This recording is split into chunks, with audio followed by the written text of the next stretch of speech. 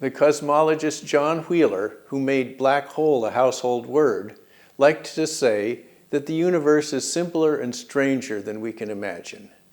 Gilles Brassard, Peter Shor, and I have been privileged to help elucidate a simpler and stranger kind of information called quantum information.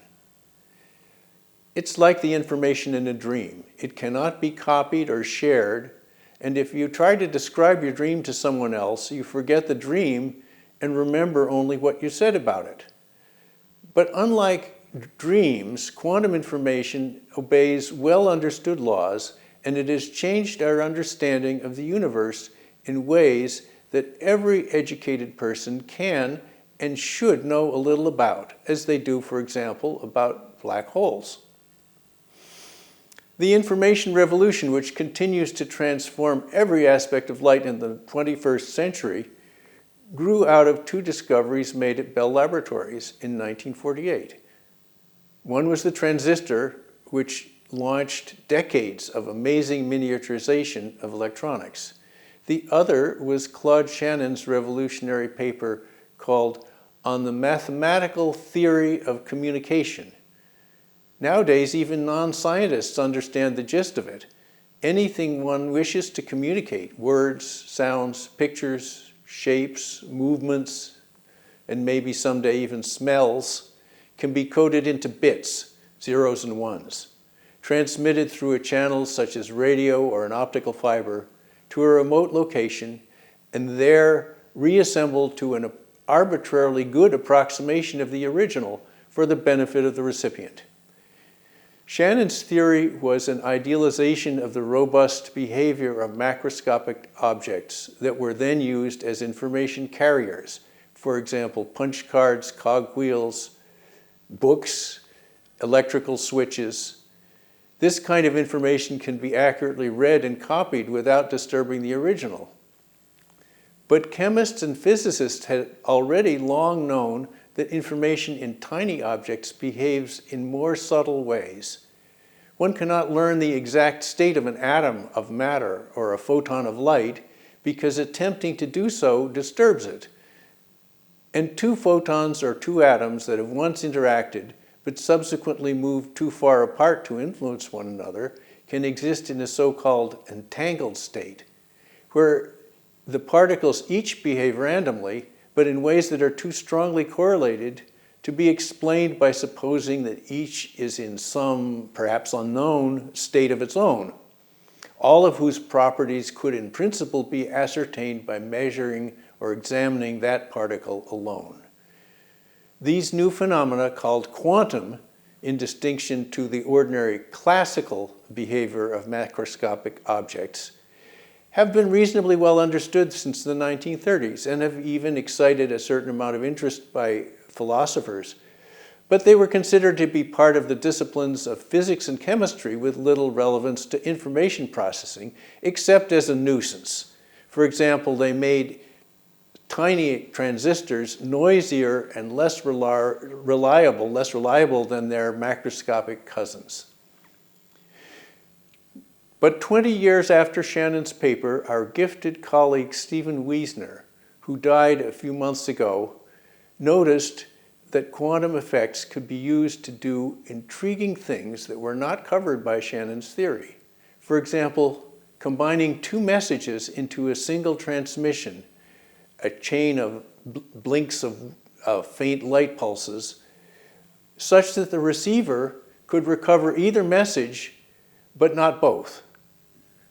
Wiesner made little effort to publish or publicize these ideas, but he did tell a few friends. Gilles Brassard and I were among the first to take his ideas seriously, thereby helping launch the discipline that is now known as quantum information science.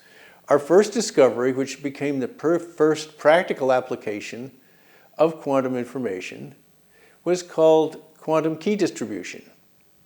It allows two parties who share no secret information initially to agree on a shared secret that is known to no one else. Unlike the protocols that are now in use on the internet, its privacy is guaranteed by the laws of physics and could not be defeated by an adversary with superior eavesdropping or computing abilities.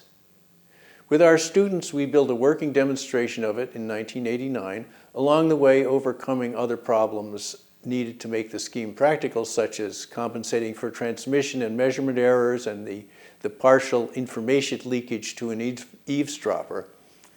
In the early 1990s, in collaboration with Wiesner, Claude Crepeau, Richard Josa, Asher Paris, and William Wooters, we showed that entanglement was not just an intriguing phenomenon, but a useful and quantifiable resource, despite having no ability to communicate by itself. In the technique called superdense coding, it doubles the amount of classical information that can be sent through a quantum channel, while in quantum teleportation, it enables quantum information to be sent through a classical channel. Meanwhile, Arthur Eckert showed that entanglement by itself could be used for quantum key distribution. Also in the 1990s, they and other researchers building on the early work of David Deutsch and Richard Feynman in the 1980s showed that quantum information provides the same kind of powerful generalization of the classical theory of computing as it does of Shannon's classical theory of communication. Quantum information-inspired techniques have improved precision timekeeping and measurement and appear poised to yield economically significant improvements in massive and complex information processing tasks involving various combinations of communication, computation, and privacy.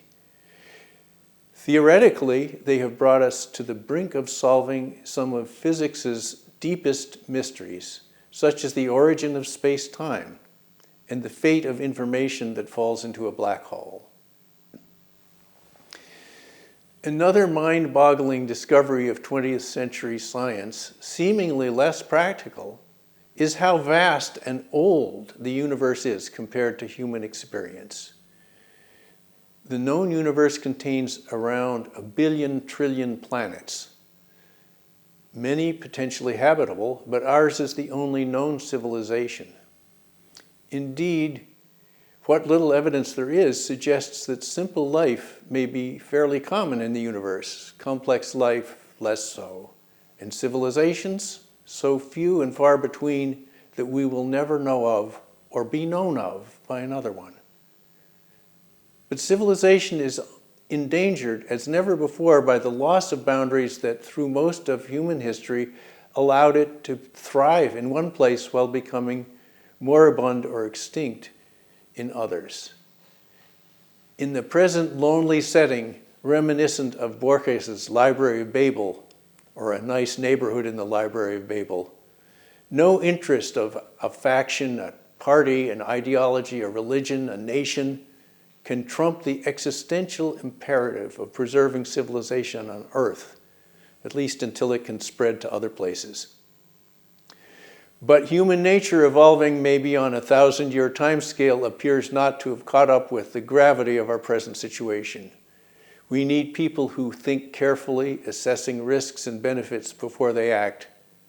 But most of us are not like that. We are easily driven to unwise, emotive decisions, especially when demagogues and even well-meaning politicians realize that pandering to our fears and prejudices is the most effective or the only way to get our vote.